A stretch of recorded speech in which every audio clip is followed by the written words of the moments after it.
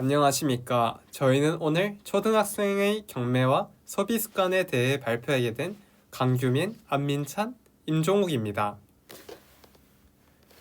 먼저 들어가기 전에 초등학생 경제 교육에 경매가 들어간 것에 대해 의문이 드는 분들이 있을 겁니다. 응? 굳이 경매에 대한 걸 초등학생에게 가르칠 필요가 있나? 교과서에 나오기라도 하나? 라고 말이죠.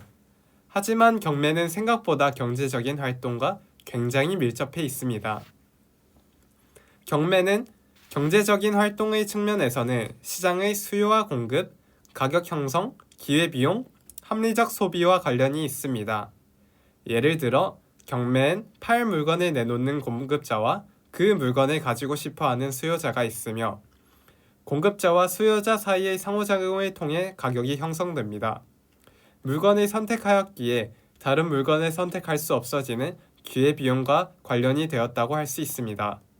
또한 경매는 합리적인 의사결정을 위한 하나의 활동이라고도 볼 수 있으며 초등학교라는 환경에서는 경매는 활동 중심의 학습으로서 모의경매와 같은 활동으로 아이들의 흥미와 적극적 참여를 이끌어낼 수 있으며 협력, 협상과 같은 경험 또한 쌓을 수 있습니다.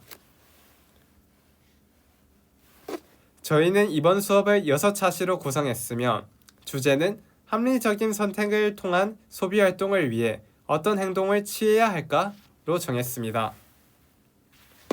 먼저 학생들 사이에서 경제활동에 참여한 경험이 있는지 서로 이야기를 나누어 보고 그 경제활동 중에서 소비활동이 건져냈는지 성찰해보는 시간을 가질 것입니다.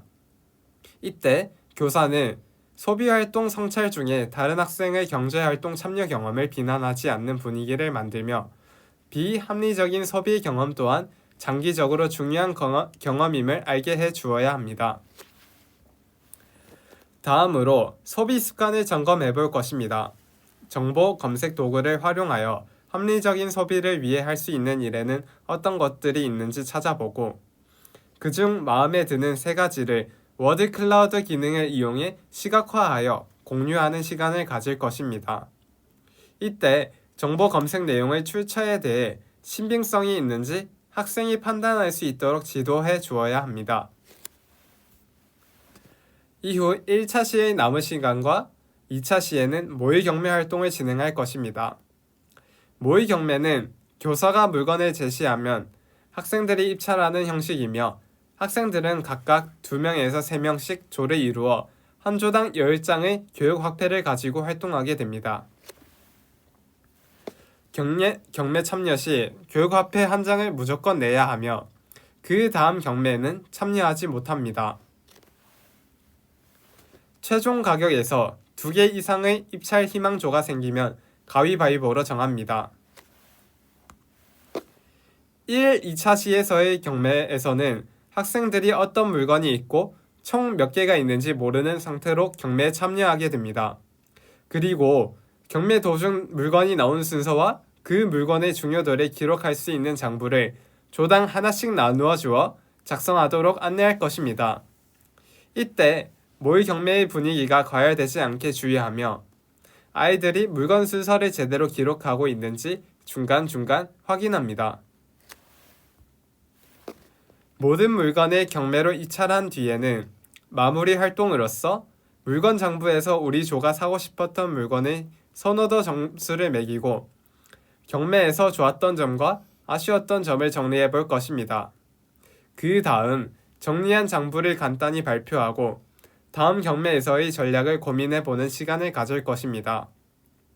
이때 교사는 학생들에게 다음 경매도 물건의 종류와 나오는 순서가 정확히 똑같게 진행됨을 알립니다. 3에서 4차 시엔 2차 모의 경매 활동에 들어가며 학생들이 계획하면 더 효율적이고 현명한 소비가 가능할까에 대한 의문점을 가지고 수업에 참여했으면 합니다. 2차 모의 경매에 들어가기 앞서 지난 경매에서 작성한 장부를 확인하고 현재 자신이 가장 갖고 싶은 물건이 무엇인지 생각해보는 시간을 가질 것입니다.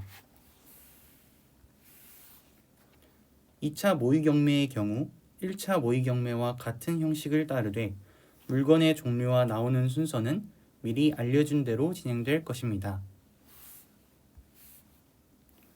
2차 경매가 끝난 뒤에는 좋았던 점과 아쉬웠던 점을 조들끼리 정리합니다.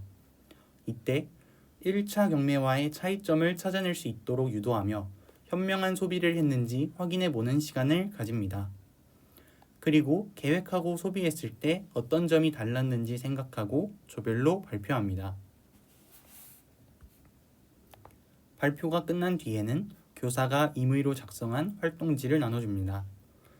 이 활동지에는 학생들에게 나눠주기 위해 산 간식, 여가 시간을 보내기 위해 산 책, 인형 뽑기로 뽑은 인형 등 예시로 교사가 어디에 얼마나 소비를 했는지 작성되어 있습니다. 학생들은 활동지를 통해 현명한 소비와 그렇지 못한 소비에는 무엇이 있는지 살펴보고 그 차이가 무엇인지 의견을 나눠보며 더 현명한 소비를 위한 행동에 대해 생각하는 시간을 가집니다. 그 다음 교사는 예시를 참고하여 학생들에게 활동지 작성법을 알려주고 앞으로 한 달 동안 학생 자신의 소비 습관을 활동지에 직접 기록하게 합니다. 마지막으로 프로젝트 수업의 전반부에 해당하는 경매를 통한 소비 습관 형성하기 활동을 정리하며 수업을 마무리합니다. 5에서 6차 시에는 자신의 소비 습관을 살펴보며 현명한 소비의 방법을 알고 실천할 수 있습니다를 주제로 잡았습니다.